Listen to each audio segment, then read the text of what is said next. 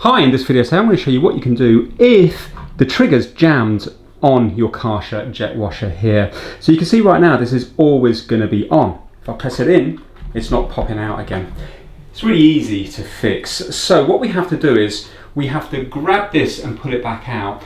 It's because the little safety catch on the inside isn't completely flush, and that's why it's getting jammed. So I'm going to grab this yellow trigger now and I'm going to force it out like so. This is the problem here.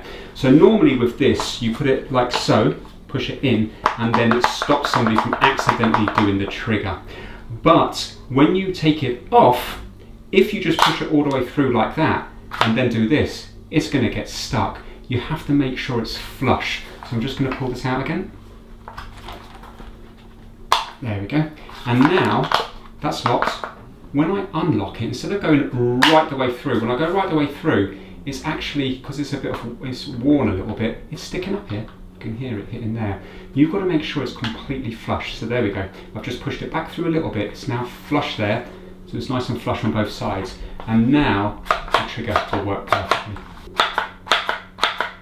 Also, what you can do is you can clean around here once it's loosened up. Clean around here and also clean around here as well. And that way then it's going to be operating nicely. But there you go, that's your problem anyway. Just make sure that that is nice and flush. Give it a clean, and then hopefully your trigger will start working again. Thanks for watching.